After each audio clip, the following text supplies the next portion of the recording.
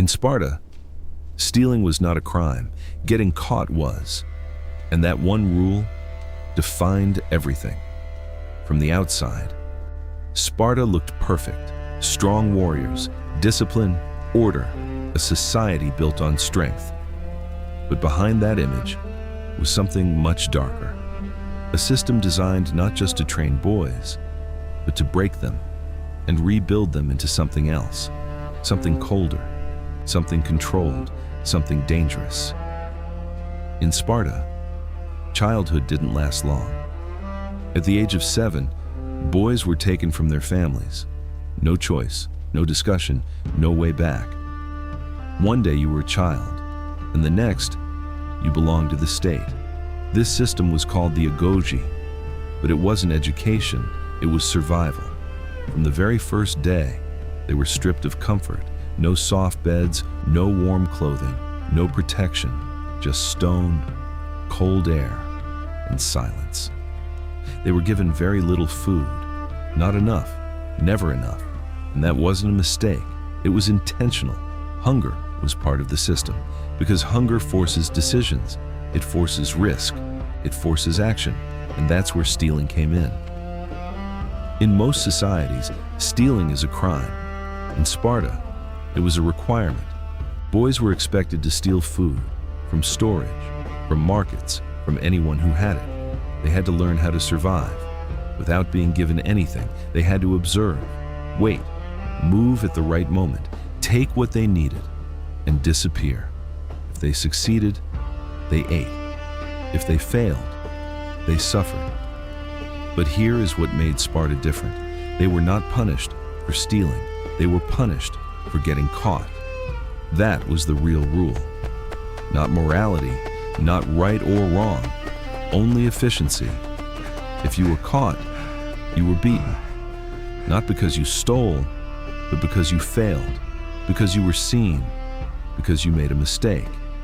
And in Sparta, mistakes had consequences. This created something powerful. Boys didn't just learn to steal, they learned to think, to calculate, to predict, to stay invisible. They learned how people move, how guards behave, how shadows work. They became aware of everything, every sound, every movement, every risk, because one mistake meant punishment. Some boys became very good. They moved silently, like shadows, quick, precise, unnoticed. Others didn't. And in Sparta, there was no place for weakness. Some boys went days without real food.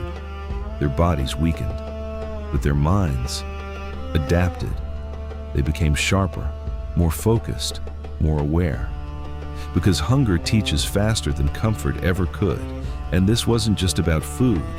This was preparation. Because in war, you don't get comfort. You don't get second chances. You don't get forgiveness. You either survive or you don't. And Sparta was preparing them for exactly that. To survive under pressure, to act without hesitation, to make decisions when everything is at risk. Punishments were not random. They were controlled, deliberate, public. When a boy failed, others watched, silently, carefully, because they knew they could be next.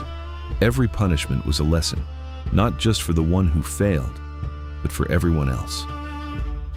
There is a story often told about this system. A Spartan boy once stole a small fox. He hid it under his cloak, trying to avoid being discovered. As he stood there, the fox began to bite him, clawing, tearing, painful. But the boy didn't move. He didn't react. He didn't make a sound. Because reacting meant being caught, and being caught meant failure. So he stood there in silence, while the animal slowly killed him. Not because he was weak, but because he refused to fail. In Sparta, pain was acceptable. Failure was not.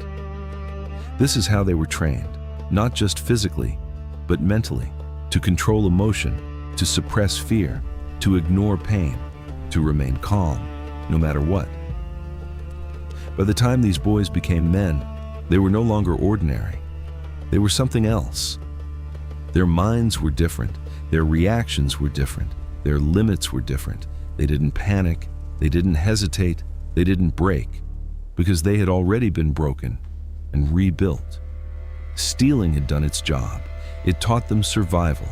It taught them discipline. It taught them awareness. It taught them control. Not through comfort, but through pressure, through fear, through consequences. In Sparta, every part of life had a purpose. Nothing was random. Nothing was soft. Everything was designed to create warriors. Even something as simple as stealing was turned into a weapon, a tool, a test. Because in Sparta, you were always being tested, always being watched, always being judged, and only those who adapted survived. The rest disappeared. So the next time you hear about Sparta and its legendary warriors, remember this: they were not born strong. They were made through hunger, through fear, through control.